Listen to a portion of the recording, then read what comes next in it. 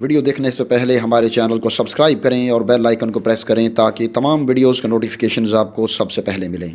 ہماری تمام ویڈیوز کو سیکوینس کے ساتھ دیکھنے کے لیے پلے لسٹ کو وزٹ کریں۔ السلام علیکم ناظرین۔ چائنا نے اس دفعہ جو زبردست کارڈ کھیلا ہے، اگر اللہ نے چاہا تو اس کا فائدہ پاکستان کو تو ضرور ہوگا، لیکن امت مسلمہ کو بھی ضرور ہوگا۔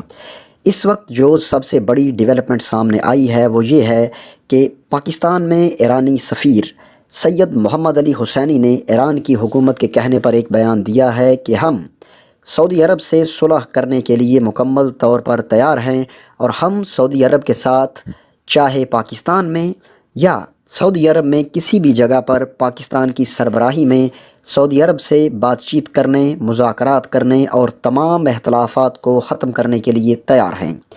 چاہے اس کے لیے آپ سعودی نمائندوں کو پاکستان بلا لیں یا ہمارے نمائندوں کو دعوت دیں، ہم سعودی عرب جانے کو تیار ہیں۔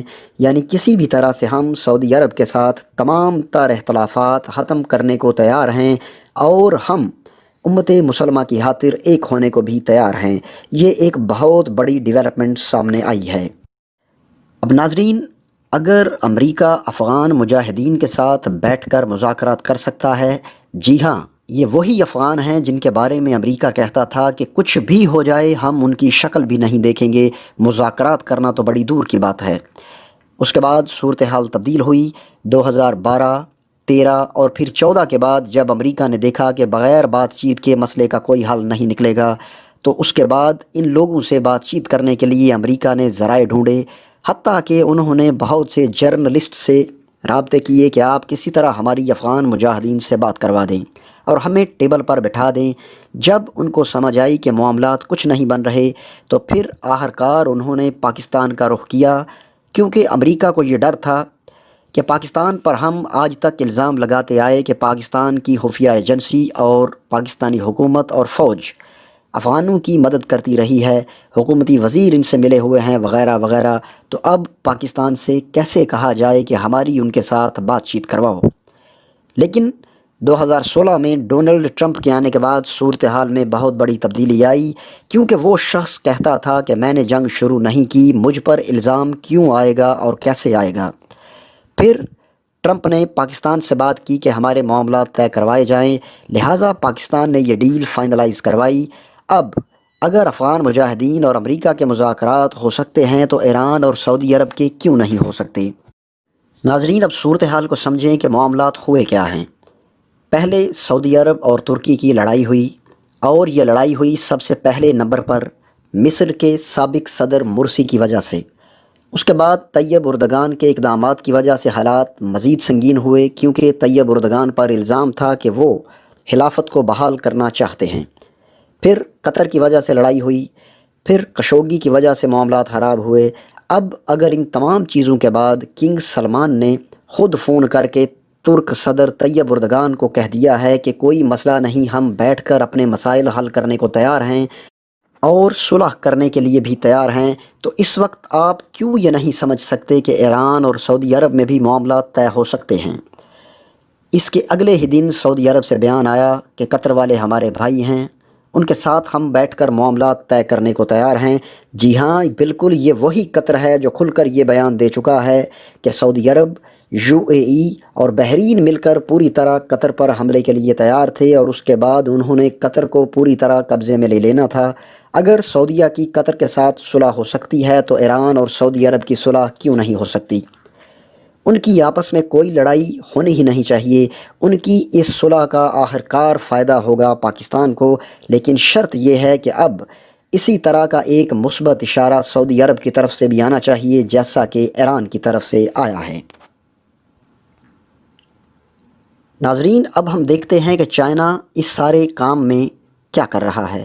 چائنا یہ سب کچھ اس لیے کروانا چاہ رہا ہے کہ ایک بات یاد رکھ لیں، پاکستان سے بھی زیادہ، حتیٰ کہ مسلم امہ سے بھی زیادہ چائنا کو اس بات کی فکر ہے کہ یہ تمام ممالک آپس میں اختلافات ختم کریں اور آپس میں قریب آئیں، تاکہ خطے میں استحکام آئے اور یہ سب ممالک مل کر پہلے بھارت اور پھر امریکہ کے دوسرے اتحادیوں کا مقابلہ کر سکیں۔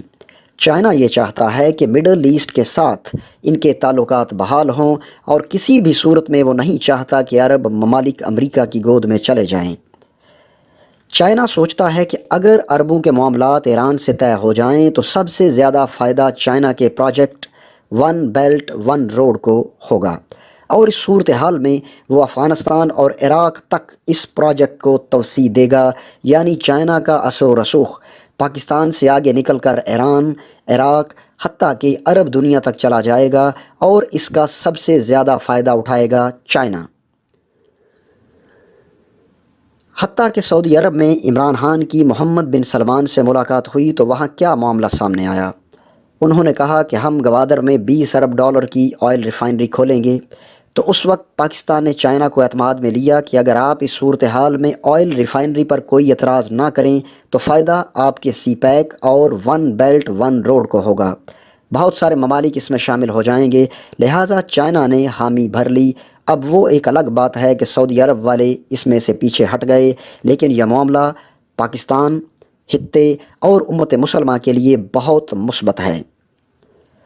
اب آپ یہ دیکھیں کہ اسرائیل یہ سب کچھ کبھی بھی نہیں چاہے گا کہ ممکن ہو سکے، کیونکہ اگر ایسا ہو تو ان کے ہتھیار کیسے بکیں گے، ان کا گریٹر اسرائیل کیسے بنے گا؟ کیونکہ گریٹر اسرائیل کی پہلی اور بنیادی شرط ہی یہ ہے کہ مسلمان آپس میں دست و گریباں ہوتے رہیں اور اسرائیل خاموشی سے اپنا کام کرتا رہے۔